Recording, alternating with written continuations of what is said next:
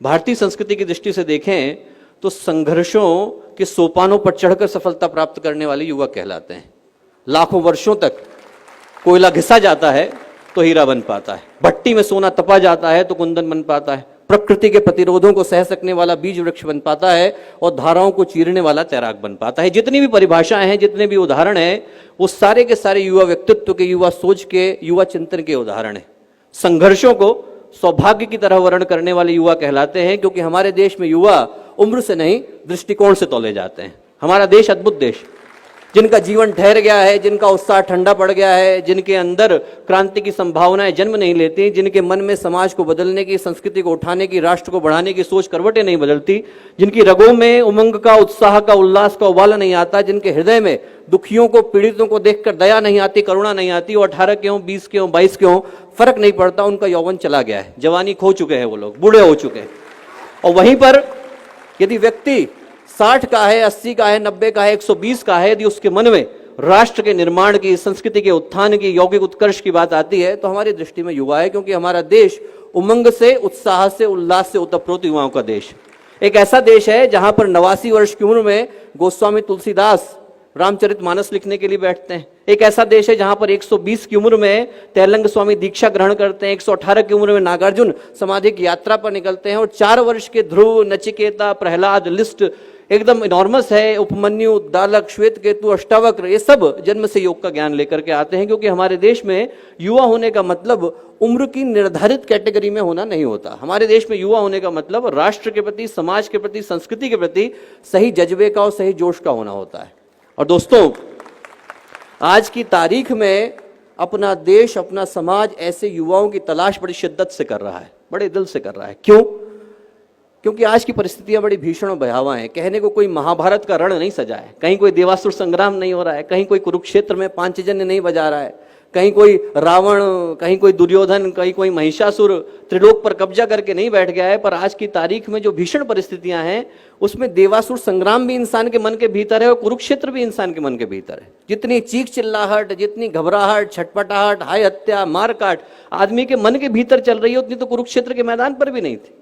आज का इंसान आलीशान मकान लेकर के बैठा है, करोड़ों के ढेर लेकर के बैठा है, सुख सुविधाओं के अंबार लेकर के बैठा है, पर भावनात्मक रूप से तो रिक्तता लेकर के बैठा है। 9 मंजिल का मकान बना करके बैठा है, पर परिवार को तो भुला करके बैठा है। चंद्रमा पर जाने का यान बना करके बैठा है, पर माँ को तो भुला करके बैठा है। महंगे अस्पताल लेकर के बैठा है, पर सेहत तो गंवा करके बैठा है। यूएस की डिग्री लेकर के बैठा है, पर कॉमन सेंस तो भुला करके बैठा है। और सबसे बड़ी बात कि जनसंख्या बढ़ा करके बैठा है, पर मानवता को तो गंवा करके बैठा है। तो दोस्तों, यदि ये सब कुछ ऐसा ही चलता रहा जैसा आज हम देख रहे हैं, तो हम अपने बच्चों के लिए शमशान घाट छोड़ करके जा रहे होंगे। हमारे बच्चे हमें कभी माफ नहीं करेंगे। इस दुनिया को बदलने की आवश्यकता है। इस दुनिया को बदलने के लिए ऐसे व्यक्तित्वों की आवश्यकता है जिनका जीवन उन प्रकाश स्तंभों की तरह से हो जो भटकते राहियों को दिशा दिखा सके, जिनका जीवन उन टिमटिमाते दीपों की तरह से हो जो घटाटोप अंधियारे से लड़ने का साहस रखते हो, जिनका जीवन उन नींव के पत्थरों की तरह से हो जो अपने कंधों पर इमारतों को उठाने का दम रखते हो, जिनका जीवन उन नाव के मस्तूलों की तरह से हो जो धाराओं को चीरने का साहस रखते हो, जिनका जीवन पूज्य गुरुदेव की तरह से हो, एक ऐसे व्यक्ति की तरह से हो जिनने अपने जीवन के 58 वर्ष किसी से मुलाकात नहीं करी और बाकी के 22 वर्षों में 3400 किताबें लिखी और सारी की सारी फ्री अवेलेबल करा दी, कोई ले जाए उसे, no copyright, anyone can have it.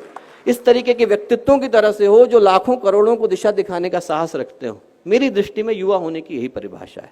जिसका जीवन पवित्रता और प्रखरता की परिभाषा बन जाए वो युवा कहलाता है। और इस देश का सौभाग्य है कि आज हमारी 70% आबादी युवा आबादी, और इस सौभाग्य को दुर्भाग्य बनते देर नहीं लगेगी। यदि इतने सारे लोगों को हम लोग दिशा देने से वंचित रह गए, इतने सारे लोगों को यदि हम लोग सही दिशा नहीं दिखा पाए, तो इस सौभाग्य को दुर्भाग्य बदलते देर नहीं लगेगी।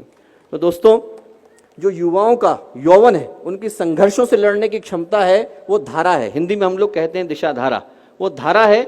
और उसके जीवन को सही दिशा देने का नाम योग का है। उनके अंदर का जो उद्दाम है वो उनके जीवन की धारा है, और उसको समग्रता, संतुलन, स्वाभिमान देने का काम योग का है। योग का अर्थ शारीरिक सौष्ठव से नहीं है, अदरवाइज हर जिम्नास्ट जो है वो योगी कहलाता। पतंजलि योग सूत्र की रचना कोई सर्कस का कलाकार करता। योग का सच्चा अर्थ योगस्य चित्तवृत्ति निरोधा से है, जिसका अर्थ आदमी को मन की चंचलताओं का ठहर जाना है। योग का सच्चा अर्थ समत्वम योग उच्चते से है, जिसका अर्थ व्यक्तित्व के सभी आयामों का संतुलित हो जाना है। और योग का सच्चा अर्थ योग कर्मसु कौशलम से है, जिसका अर्थ मानवीय संभावनाओं के शिखर पर पहुंच जाना है।